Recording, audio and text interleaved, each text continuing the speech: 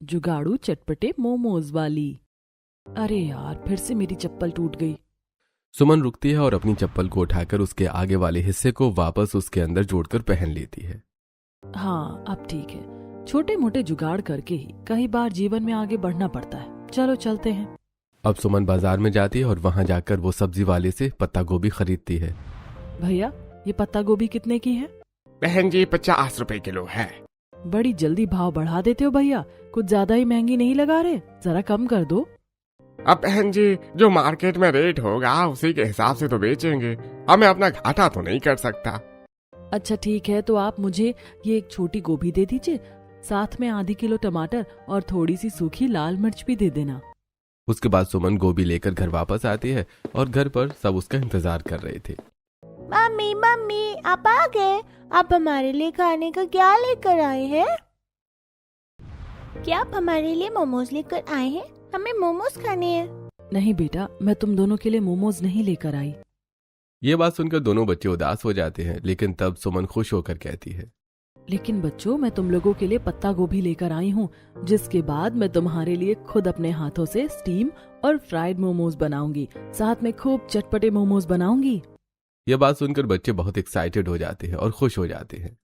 ये आज हम सब मोमोज खाएंगे और बड़ा मजा आएगा। देखो तो सब कैसे खुश हो रहे हैं। वैसे मुझे भी बहुत खुशी हो रही है कि इतने समय बाद आपके हाथ के चटपटे मोमोज खाने को मिलेंगे, क्योंकि आपके हाथ के ही चटपटे मोमोज बहुत अच्छे होते हैं और इतने समय से हमने बाहर का भी कुछ खाया नहीं है, तो हमारा मन भी अच्छा हो जाएगा। हाँ बिल्कुल, आप सब थोड़ा वेट कीजिए, मैं अभी बनाती हूँ। अभी आप सबके लिए स्टीम और फ्राइड मोमोज दोनों तैयार होंगे। हाँ बेटा, अब तो मेरे मुंह में भी पानी आ गया। अब तो मेरा भी तेरे हाथ के चटपटे मोमोज खाने का मन कर रहा है। लेकिन भाभी, आपको तो पता है कि मुझे स्टीम मोमोज कितने ज्यादा पसंद है और फ्राइड मोमोज मुझे इतने कुछ खास अच्छे लगते नहीं हैं, और हमारे पास स्टीम मोमोज बनाने का कोई बर्तन भी नहीं है, तो हम स्टीम मोमोज कैसे बनाएंगे? अरे रिया, क्यों चिंता करती हो? तुम्हें पता है ना, मैं अच्छा सा जुगाड़ करके कुछ भी कर सकती हूँ। उसके बाद सुमन मोमोज बनाने की तैयारी शुरू करती है। वो सबसे पहले थोड़ा सा आटा गूंथ कर तैयार करती है और रिया साथ में उसकी मदद करती है। रिया साथ में गोभी को एकदम पतला पतला और बारीक काट रही थी। साथ में सुमन ने चूल्हा जलाकर उसमें पतीले में पानी डालकर टमाटर और सूखी लाल मिर्च को साथ में उबालने के लिए रख दिया था। उन्हें उबालने के बाद और आटा गूंथने के बाद सुमन उसे अच्छे से लहसुन की कली के साथ में कुछ मिर्च मसाले डालकर अच्छे से पीस लेती है। देखो, अब इस तरीके से चटनी तो बन गई। अब साथ में जल्दी जल्दी हम गोभी को भी थोड़ा सा उबाल कर आटे में फिलिंग कर देते हैं। और देखो, मेरे पास जो छेद वाली छलनी रखी है ना, उसी में हम स्टीम मोमोज बनाएंगे। उसके बाद सुमन गोभी को भी हल्का सा पकाकर आटे की छोटी छोटी लोई बनाकर उनके अंदर गोभी की फिलिंग कर लेती है और उसके बाद सभी मोमोज को पैक करके वो थोड़े से तेल में डीप फ्राई करके फ्राइड मोमोज बनाती है। और दूसरी तरफ एक कढ़ाई में पानी लेकर उसके ऊपर एक कटोरा रखकर उसमें छोटी वाली स्टील की छेद वाली झरनी रख देती है, जिसके अंदर मोमोज को रख दिया जाता है और उसे अच्छे से ढककर स्टीम मोमोज बनाए जाते हैं। उसके बाद सभी को मोमोज परोसे जाते हैं। ये तो बहुत ही ज्यादा स्वादिष्ट है। हाँ मम्मी, ये तो सच में बहुत ही स्वादिष्ट और लाजवाब है। सब मोमोज खाते हैं और रिया ने भी जैसे ही पहला मोमोज खाया था तो वो मुंह बनाकर कहती है, भाभी, ये मोमोज तो बिल्कुल भी चटपटे नहीं हैं, और आपने तो कहा था कि आप चटपटे मोमोज बनाओगी, और चटनी में भी कुछ चटपटापन है ही नहीं। सुमन रिया के मोमोज और चटनी को देखती है और हंसते हुए कहती है, अरे रिया, मैंने बच्चों के लिए अलग से चटनी और अलग से मोमोज बनाए थे, क्योंकि वो ज्यादा चटपटा नहीं खा सकते। वहीं दूसरी तरफ रमेश और आरव के कानों से जब धुआं निकल रहा था तो वो कहते हैं, अरे अरे बहू, कितने मस्त चटपटे मोमोज हैं। इतना चटपटा खाकर तो बड़ा मजा आ गया है। आहा, काफी समय बाद हम इतना चटपटा खा रहे हैं। सच में भाभी, मजा आ गया। बाहर दुकान के भी चटपटे मोमोज फेल हैं इन मोमोज के आगे। हाँ सच में, मुझे भी बहुत अच्छा लग रहा है। मुझे भी अब मजा आ रहा है। इस तरह सभी को मोमोज बहुत अच्छे लगते हैं। सभी मोमोज खाकर बहुत खुश थे और शाम को सविता चिंटू और पिंकी को लेकर बाहर टहलने के लिए जाती है। उसके बाद वो सब वहां पर एक चबूतरे के पास सारी औरतें वहां पर बैठकर बातें कर रही थी। अरे बिल्कुल नहीं भाई, बहुत गर्मी हो रही है। मेरे तो सांस फूल जाती है। अब यहाँ तक आते आते लगता है बूढ़ी होती जा रही हूँ। अरे अभी कहाँ बूढ़े हो रहे हैं, अभी तो हम जवान हैं, अभी हमें कुछ कमी थोड़ी है। अरे बिल्कुल, अभी कहाँ हमारे में बुढ़ापा आ रहा है, अभी तो पूरी जवानी पड़ी है। अच्छा ये सब छोड़ो, आज शाम को मंदिर में कीर्तन होगा, क्या हम सब वहाँ चले? हाँ हाँ बिल्कुल, ये भी कोई पूछने वाली बात है। मैं खुद सोच रही थी कि बहुत दिन हो गए मंदिर गए हुए, आज शाम को चलेंगे। सभी वहां बात कर रहे थे और बच्चे खेल रहे थे। यूं ही दिन गुजर रहे थे और अब बच्चों की स्कूल की छुट्टियां पड़ गई थी। एक सुबह सुमन ने सबको नाश्ता खिला दिया था और बच्चे थोड़ी देर बैठकर अपने स्कूल का होमवर्क कर रहे थे। रजत काम पर जाने के लिए तैयार हो रहा था। ये कुछ पैसे हैं, मैंने बचाए थे, रख लो, अब मैं काम पर जा रहा हूँ। रजत कुछ पैसे देकर काम पर चला जाता है और सुमन घर का बाकी काम करने लगती है। उसने अभी झाड़ू पोछा लगा दिया था और बच्चों ने भी स्कूल का काम कर लिया था। अब बच्चे बाहर आंगन में बाकी सबके साथ खेल रहे थे। सुमन 2 मिनट काम करके बस आराम करने के लिए बैठी थी कि तभी पिंकी रोते हुए अंदर आती है। मम्मी मम्मी जल्दी चलो, चिंटू को पता नहीं क्या हो गया, वो उठ नहीं रहा। क्या हुआ बेटा, ऐसा क्यों बोल रही है? जल्दी चलो, हमें बताओ चिंटू कहाँ पर है। सब जल्दी से दौड़कर बाहर आंगन में आते हैं और देखते हैं कि चिंटू बेहोश था। रिया जल्दी से पानी लेकर आती है और वो चिंटू के ऊपर डालकर उसे होश में लाने की कोशिश करती है। चिंटू जल्दी उठो, क्या हुआ? मेरे बच्चे को क्या हो गया, इसे होश क्यों नहीं आ रहा? तभी पड़ोसन शीला परेशान होकर कहती है, हमें जल्दी से चिंटू को अस्पताल में लेकर जाना चाहिए। सब लोग जल्दी से उसे उठाकर पास के सरकारी अस्पताल में लेकर जाते हैं। आरव और रजत भी वहां पर आ गए थे। वहां से एक नर्स बाहर आती है। नर्स, हमारे बेटे को क्या हुआ है? अरे अभी मुझे नहीं पता, अभी डॉक्टर नहीं आए। फिलहाल हमने बच्चे को जरूरी दवा दे दी है, वो होश में आ गया है। चिंटू होश में तो आ जाता है और सब उसे देखकर काफी परेशान थे क्योंकि वो होश में तो आ गया था लेकिन वो अपने पैरों को मूव नहीं कर पा रहा था। मम्मी मेरे पैरों में बहुत दर्द हो रहा है, मेरे पैर हिल नहीं रहे। ये बात सुनकर सभी घर वाले और ज्यादा परेशान हो जाते हैं। कोई बात नहीं बेटा, थोड़ी सी प्रॉब्लम है, जल्दी ही ठीक हो जाएगा, तुम्हें परेशान होने की जरूरत नहीं है। सब चिंटू को समझाने की कोशिश करते हैं और काफी देर तक वो सब डॉक्टर के आने का इंतजार करते हैं लेकिन डॉक्टर नहीं आते। और जब रात को आते हैं तो नर्स, अब तो डॉक्टर आ गए, तो वो हमारे बेटे को क्यों नहीं देख रहे हैं? अरे क्या आप भी सुबह से चिक चिक कर रहे हैं? हमने कहा तो कि अभी न्यूरोलॉजी वाले डॉक्टर नहीं आए हैं, वो अभी बाहर गए हुए हैं, अभी हम कुछ नहीं कर सकते। ऐसा कहकर नर्स वहां से चली जाती है और पूरा दिन कोई रिस्पॉन्स न मिलने पर सब चिंटू को वापस ले आते हैं। सरकारी अस्पतालों का तो यही हाल होता है। हमें तो समझ नहीं आ रहा हमारे बेटे के साथ अचानक से ऐसा कैसे हो गया। मुझे तो लगता है कि हमें कल प्राइवेट डॉक्टर के पास इसे लेकर जाना चाहिए। हालांकि इलाज महंगा होगा लेकिन कम से कम इलाज तो हो जाएगा। यहाँ पर तो हमें डॉक्टर ही नहीं मिल रहे हैं, कहीं ऐसा ना हो कि देरी होने की वजह से कोई बहुत बड़ी दिक्कत हो जाए। इस तरह सब प्राइवेट अस्पताल ले जाने का फैसला करते हैं। अगले दिन सुमन जितनी भी सेविंग्स की थी उसने वो सारे पैसे निकाल लेती है और आरव भी कुछ पैसे ले लेता है। अगले दिन सुबह सब जल्दी उठकर चिंटू को अस्पताल लेकर जाते हैं और वहां पर जब डॉक्टर से इलाज और टेस्ट करवाए जाते हैं तो देखिए, आपके बच्चे में कुछ न्यूट्रिशंस की कमी थी और इसी वजह से उसकी नसें कमजोर हैं और वही दब गई हैं। ज्यादा परेशानी वाली बात नहीं है, बस थोड़ा लंबा ट्रीटमेंट चलेगा और इसकी फिजियोथेरेपी और मसाज वगैरह होगी ताकि आगे जाकर कोई परेशानी ना हो। बाकी ये ठीक हो जाएगा। भगवान का लाख लाख शुक्र है कि सब ठीक हो जाएगा, वरना हम तो बहुत डर गए थे। हाँ, बस ये है कि ये ट्रीटमेंट काफी लंबा चलेगा। 1 साल का ट्रीटमेंट चल सकता है, इसके बाद इसकी फिजियोथेरेपी और बाकी सब चीजों में भी काफी खर्चा आएगा। हाँ, अगर भगवान ने चाहा तो शायद 8 महीने या उससे पहले भी सब ठीक हो सकता है, पर मैक्सिमम टाइम 1 साल तक लग सकता है। ठीक है डॉक्टर, आप जैसा कहेंगे हम वैसा करने के लिए तैयार हैं। घर वाले वापस घर आ जाते हैं और चिंटू को एक चारपाई पर लेटा दिया जाता है। तब पिंकी परेशान होकर अपनी मम्मी से पूछती है, मम्मी क्या चिंटू ठीक हो जाएगा? हाँ बेटा, चिंटू को अभी कुछ समय रेस्ट करना होगा लेकिन उसके बाद ये बिल्कुल ठीक हो जाएगा। अभी तुम चिंटू के पास जाकर बैठ जाओ, हम कुछ बात कर रहे हैं। पिंकी अंदर चिंटू के पास जाकर बैठ जाती है और बाकी सब परिवार के मेंबर इसी चीज के बारे में डिस्कस करते हैं। मेरे पास अच्छा है कि कुछ सेविंग्स थी, वरना तो हमें बहुत परेशानी हो जाती। लेकिन हर रोज का खर्चा बहुत ज्यादा है, पता नहीं सब कैसे होगा। कहीं ना कहीं तो पैसे उधार लेने होंगे। लगता है भैया हमें मेहनत करनी होगी और डबल शिफ्ट करके ही कुछ करना होगा। हो सके तो मैं भी कहीं पर काम ढूंढ लूंगी, क्योंकि अगर हम सब मिलकर काम करेंगे तो ही कुछ हो पाएगा। भले ही मैं बूढ़ा हो गया हूँ, लेकिन अभी भी इन बूढ़ी हड्डियों में ताकत है। मैं भी कहीं ना कहीं हो सके तो काम कर लूंगा। पूरे परिवार का इतना सपोर्ट देखकर तो सुमन की आंखों में आंसू आ जाते हैं और सुमन नम आंखों से कहती है, कोई बात नहीं, अगर ऐसा है तो मैं भी कहीं ना कहीं पर काम करके देखूंगी। और पापा जी, आपको परेशान होने की जरूरत नहीं है। इतनी गर्मी है और आपकी तबीयत भी ठीक नहीं है, तो आप रहने दीजिए। अरे बेटा, इस मुश्किल की घड़ी में मैं तुम सबको अकेला कैसे छोड़ सकता हूँ? आप हमें मुश्किल की घड़ी में अकेला कहाँ छोड़ रहे हैं? आप बस बच्चों का ध्यान रखना और आप हम सबकी हिम्मत है। आज पूरा परिवार परेशान था और आज सुमन ने खाने में सबके लिए सिर्फ दाल चावल बनाया था। वो भी बहुत ज्यादा परेशान थी और खाना बनाते हुए सबकी आंखों से आंसू तरबतर होकर बह रहे थे। हे भगवान, बस मेरा बच्चा फिर से ठीक हो जाए। सभी को बहुत चिंता हो रही थी, लेकिन अगले दिन से अस्पताल में चिंटू का ट्रीटमेंट शुरू करवाया जाता है।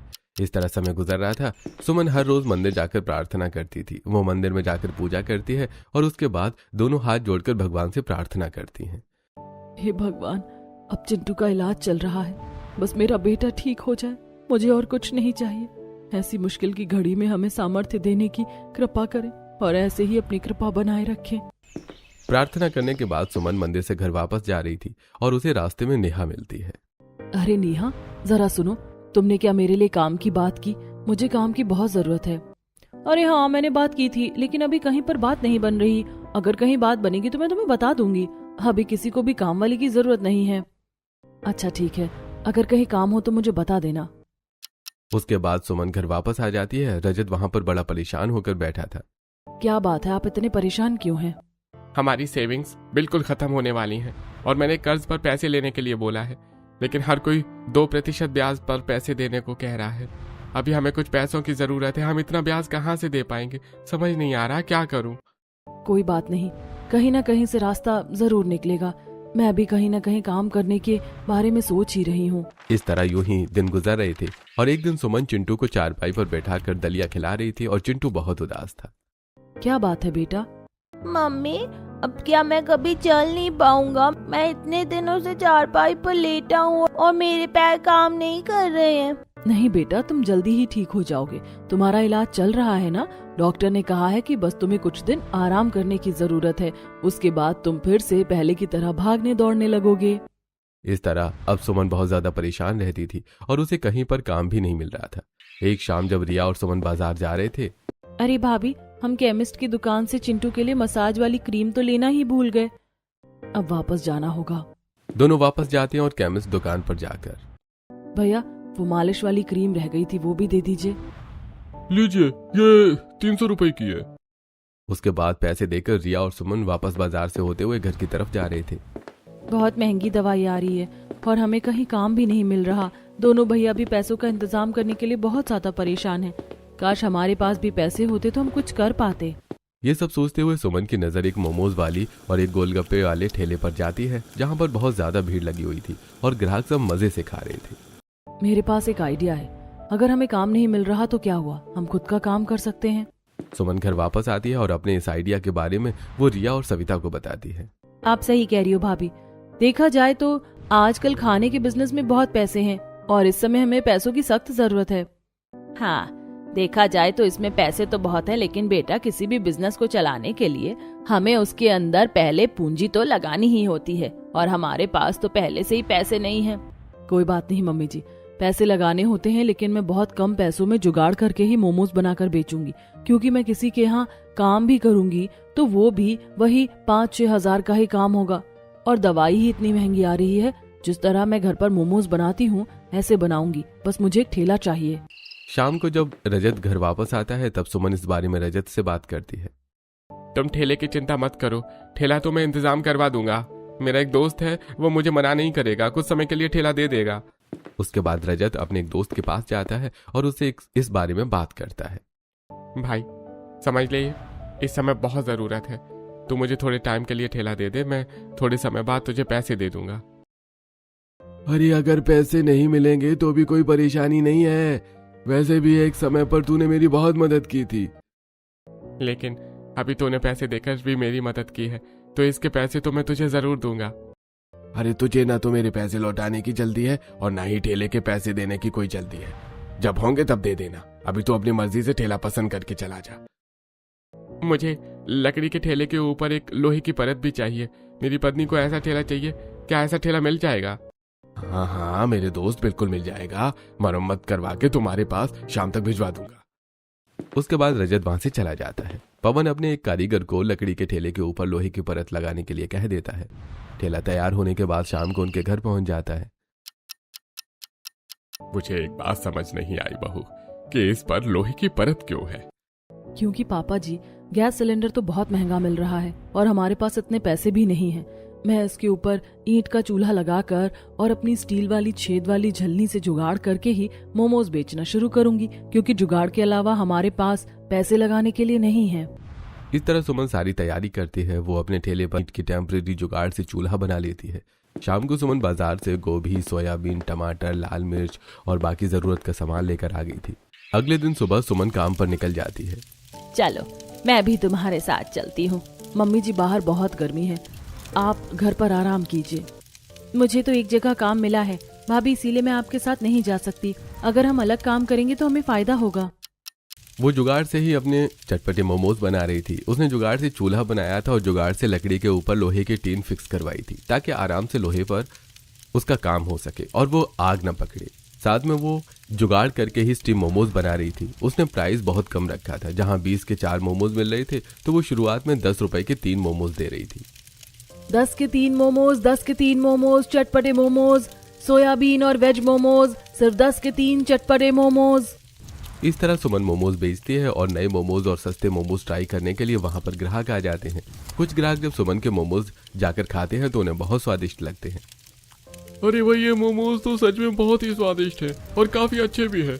और आपके मोमोज बहुत ही ज्यादा चटपटे हैं। वही इतने चटपटे मोमोज खाकर मजा आ गया। जी शुक्रिया, मेरे पास आटे और मैदे दोनों के मोमोज हैं। तब वहां पर दूसरा ग्राहक आता है। भाई, क्या आपके पास पनीर मोमोज हैं?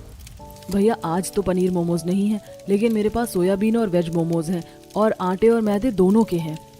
हाँ नहीं, मुझे तो पनीर मोमोज ही खाने हैं। इस तरह पहले दिन सुमन के पास कुछ ग्राहक आते हैं तो कुछ वापस लौट जाते हैं। अगले दिन सुमन ठेला लेकर फिर से बाजार में चल जाती है, लेकिन अचानक से बारिश होने लगती है। लेकिन उसने तो बारिश से बचने के लिए कोई जुगाड़ किया ही नहीं था, तो सारा पानी उसके सामान में चला जाता है। अरे नहीं, आज की मेरी सारी मेहनत खराब हो गई। अब मैं क्या करूं? अब सुमन को घर वापस आना पड़ता है, क्योंकि उसका सारा सामान खराब हो गया था और वो बहुत उदास हो गई थी। कोई बात नहीं बेटा, इस तरह निराश होने की जरूरत नहीं है। बिजनेस में तो थोड़ा बहुत घाटा होता ही है। हाँ, अभी तो ये शुरुआत है। अभी तो बहुत कुछ मुसीबतें आएंगी, लेकिन हमें सबका डटकर सामना करना होगा। इस तरह सुमन को बहुत परेशानी का सामना करना पड़ता था। किसी दिन बारिश नहीं आती थी तो किसी दिन उसे बहुत ज्यादा गर्मी लगती थी। अरे बहन जी, मेरे गोभी के मोमोज पैक कर दीजिए। सुमन गर्मी में साड़ी के पल्लू से पसीना पोंछते हुए सब काम कर रही थी। गर्मी में उसकी हालत खराब हो रही थी, लेकिन अब उसे थोड़ा बहुत मुनाफा होने लगा था। अब उसके पास और ग्राहक आने लगे थे। अब सुमन बारिश से बचने के लिए अपने ठेले के ऊपर नीली पन्नी भी लगा देती है। शाम को हल्की हल्की बारिश आ रही थी, लेकिन उसने पहले ही इंतजाम कर लिया था। चलो शुक्र है, आज तो पन्नी लगी हुई है, मेरा खाना खराब नहीं होगा और आज मुझे काफी मुनाफा भी हुआ है। शाम को सुमन बारिश में घर वापस आ रही थी, लेकिन गड्ढे में उसके ठेले का पहिया फंस जाता है और कुछ सामान नीचे गिर जाता है। सुमन बहुत ज्यादा इरिटेट होकर कहती है, अरे यार, क्या फिर से बार बार सामान गिर जाता है? मैं तो सच में परेशान हो गई हूँ। इस तरह सुमन भी मेहनत कर रही थी और पूरा परिवार पैसे जोड़ जोड़ कर चिंटू का इलाज करवा रहा था। रिया भी एक कपड़े की दुकान पर काम कर रही थी। उसके बाद चिंटू को डॉक्टर के पास ले जाया जाता है। 1 महीना फिजियोथेरेपी से बहुत आराम मिला है। लगता है जल्दी ही इम्प्रूवमेंट हो जाएगी। शुक्रिया डॉक्टर साहब। इस तरह चिंटू का इलाज जारी रहता है और जब कुछ दिन सुमन बाजार में मोमोज बेचती है तो उसे वहां का अंदाजा होता है। फिर इस तरह वो और भी वैरायटी के मोमोज बनाना शुरू कर देती है और अब वो साथ में पनीर मोमोज भी बेचना शुरू करती है। साथ में सुमन के बहुत ज्यादा चटपटे मोमोज होने की वजह से अब उसके पास ग्राहकों की लाइन बढ़ती जा रही थी। अरे बहन जी, मेरे लिए जल्दी से मोमोज पैक कर दो, मुझे घर जाकर खाने हैं। बस अभी पैक कर रही हूँ, बस 2 मिनट रुक जाइए। इस तरह सुमन के पास ग्राहकों की भीड़ जमा होने लगी थी और अब उसके चटपटे मोमोज सबको बहुत पसंद आ रहे थे। वहीं पास में एक टिक्की बेचने वाली थी जिसे सुमन की दोस्ती होने लगी। तुमने तो सच में बहुत ही स्वादिष्ट चटपटे मोमोज बनाए हैं। जुगाड़ से जब तुम इतने अच्छे मोमोज बना रही हो तो बिना जुगाड़ के कितने अच्छे बनाओगी। तुम्हारी टिक्की भी बहुत स्वादिष्ट है, खाकर मजा आ गया। दोनों रेस्ट करते हुए खाना खाकर बातें करती हैं। सुमन शाम को काम करके घर वापस आती है तो चिंटू उदास होकर खिड़की पर बाहर बच्चों को खेलते हुए देख रहा था। उसे उदास देखकर सुमन कहती है, देखो बेटा, मैं तुम्हारे लिए मैंगो लेकर आई हूँ, चलो साथ में खाएंगे और उसके बाद एक्सरसाइज करेंगे, ठीक है? ठीक है मम्मी। चिंटू अभी उदास ही रहता था, लेकिन सब उसका ध्यान दूसरी तरफ लाने की कोशिश करते थे ताकि उसे बुरा न लगे। इस तरह दिन गुजरते हैं और एक दिन सुमन और पायल दोनों बाजार में सामान लेने जाती हैं। एक तरफ पायल सस्ता सामान खरीद रही थी और वहीं दूसरी तरफ सुमन अच्छा सामान खरीद रही थी। अरे तुम तो वैसा ही महंगा सामान खरीद रही हो जैसा हम घर का इस्तेमाल करते हैं। हाँ, और तुम इतना सस्ता सामान क्यों खरीद रही हो? अरे तो हमें क्या करना है? हमें कौन सा घर के लिए इस्तेमाल करना है? हमें तो ग्राहकों के लिए इस्तेमाल करना है। अब अगर इतना महंगा सामान खरीदेंगे तो बचाएंगे क्या? तुम भी यही सस्ता डालडा और रिफाइंड तेल यूज कर लो, किसी को कुछ पता नहीं चलेगा। हाँ, लेकिन फिर भी इससे स्वास्थ्य तो खराब होता ही है। अभी तो सुमन पायल की बात नहीं मानती। सुमन ने जुगाड़ से मोमोज बेचना शुरू किया, साथ में वो अच्छा सामान इस्तेमाल करती थी और हालांकि अब उसे थोड़ा बहुत मुनाफा भी हो रहा था और वो घर आकर पैसे रजत को देती है। आज तो मुझे पूरे 4000 का मुनाफा हुआ है। कुछ लोगों ने बड़ा ऑर्डर दे दिया था जिसकी वजह से इतना मुनाफा हो गया। तूने बिल्कुल सही कहा था बेटा कि अगर दूसरे के यहाँ काम करती तो वही पूरे महीने के 5 या 6 हजार मुश्किल से कमा पाती, लेकिन एक पूरे दिन में 2 जगह ठेला लगाने पर ज्यादा मुनाफा हो रहा है। हाँ मम्मी जी, सबको मेरे हाथ के चटपटे मोमोज बहुत अच्छे लग रहे हैं। चलो अच्छी बात है। अगर तुम कहो तो इन पैसों की मदद से तुम अपने लिए गैस सिलेंडर ला सकती हो। चूल्हे पर तो तुम बहुत परेशान हो जाती हो और स्टीम करने के लिए भी तुम स्टीमर ला सकती हो। तुम्हें जुगाड़ करके चटपटे मोमोज बनाने पड़ते हैं। कोई बात नहीं जी, अभी हमारे चिंटू का इलाज करवाना बहुत जरूरी है। अगर अभी जुगाड़ करके ही काम चल रहा है तो क्या जरूरत है? जब चिंटू ठीक हो जाएगा तब हम उसके बाद देख लेंगे।